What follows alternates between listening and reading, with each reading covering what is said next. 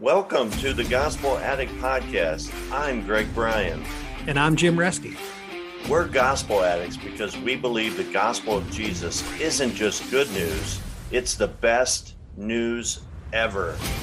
We're addicted to the gospel because it doesn't just start us out in the Christian life, it is the Christian life. Join us as we look at the Bible through the lens of the gospel. Thanks so much for listening. Ever wish you could just silence life's little storms with a word? Traffic jam, poof, be gone. Yeah, me too.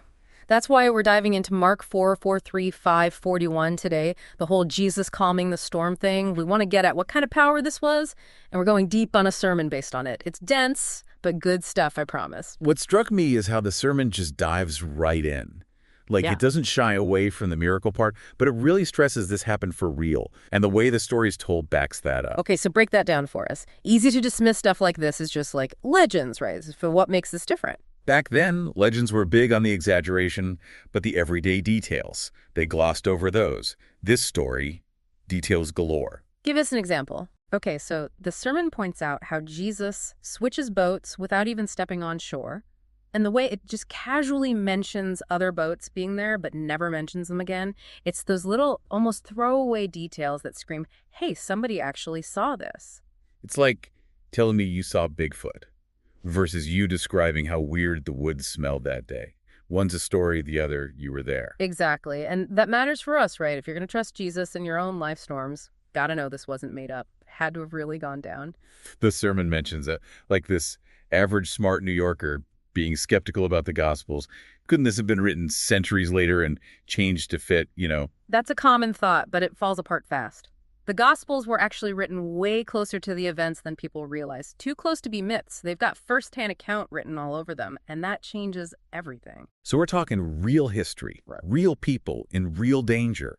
The sermon doesn't, downplay the storm either.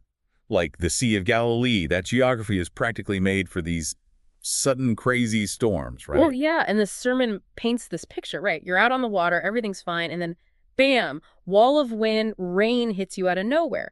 And these weren't, weekend sailors caught off guard. These guys fished for a living, knew the sea inside and out, and even they were terrified. Yeah, the sermon mentions it wasn't just rough seas. It says the boat was filling with water. They were moments away from going under. And that's what makes Jesus calming the storm so mind-blowing. The sermon points out two things that would have just floored people back then. Lay it on us. Yeah. What's so crazy about it? Number one, how completely simple it was.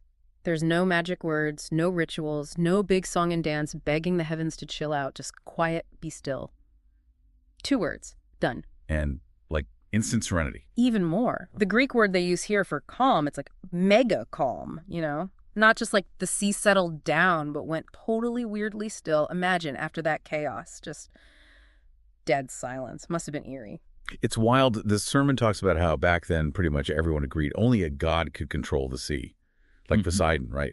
Or in the Old Testament, Yahweh himself, the storm god. Mm-hmm. So when Jesus does this, that's the big leagues. Changes the whole game. This isn't some miracle worker, not just a gifted teacher or whatever. This is claiming a power that only belongs to God. And here's where it gets really interesting, right?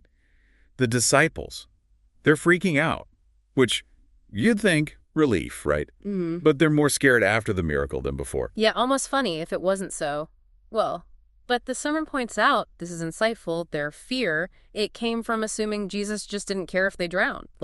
Love equals no storms allowed. Oof, that one lands close to home. Mm-hmm. Ever been there, looking at your own life going, okay, chaos, but God, where are you in this? Universal struggle. We want the God who keeps things safe, comfy, but like the sermon says, God's powerful enough to stop suffering and chooses not to sometimes. Well, he's also got reasons we can't wrap our heads around. That is a tough pill to swallow. Almost easier to think he's checked out than that. He's got reasons we just don't get. Totally. And that's where trust comes in, in Jesus, his goodness, even when we don't see it. Remember that Elizabeth Elliot quote the sermon used, God is God. And since he's God, he's worthy of my worship and my service. I will find rest nowhere else but in his will. And that will is necessarily, infinitely, immeasurably, unspeakably beyond my largest notion of what he is up to. Wow. Yeah. It's even when it doesn't make sense to us, he's got it. But speaking of storms and trust, the sermon doesn't just leave us with this story. It links it to another famous storm at sea situation, Jonah. Right. Now, in case anyone's fuzzy, Jonah, he's the prophet who's like, nope, not doing that preaching gig, and tries to outrun God. Ends up on a ship, huge storm hits, and he's asleep through it all. Sounds familiar. Total pattern, right? Sailors are freaking out. They draw lots to see who angered the divine powers, and guess who wins? Let me guess. Jonah draws the short straw. Bingo! It's like cosmic, you've got mail, but instead of love letters, it's a hurricane. Only here's the difference. Jonah fesses up, says, hey, it's me, gotta be me, and offers himself to the sea to save the others. He knew he deserved it. Okay, so that's rough. But how does it connect to Jesus? The sermon makes this amazing link. Jesus is the true Jonah. He willingly walks into the biggest storm ever, sin, death, the whole mess on the cross. And by doing that, he calms every storm for those who believe. Ultimate sacrifice, ultimate love. That'll preach. It's one thing to calm a literal storm, but to calm the storms inside us, that's next level. It's that peace beyond understanding, right? Like John Newton said, with Christ in the vessel, I smile at the storm. So there we have it. We took a deep dive into Mark 4.3541 today, explore the nature of Jesus' power. Real, limitless, and a love that faces down any storm for us. Really makes you think. If Jesus was willing to go there for us, what storms in our own lives can we face head on, knowing we're not alone? Something to chew on this week for sure. Until next time, keep digging, keep asking those big questions. We'll be here ready to dive in again with you soon. Thanks for listening to this episode of the Gospel Addict Podcast. Feel free to contact us via email at gospeladdictpodcast@gmail.com. Stay tuned for our next episode, and remember, on your worst days, you're never beyond the reach of God's grace, and on your best days, you're never beyond the need of God's grace. See you next time.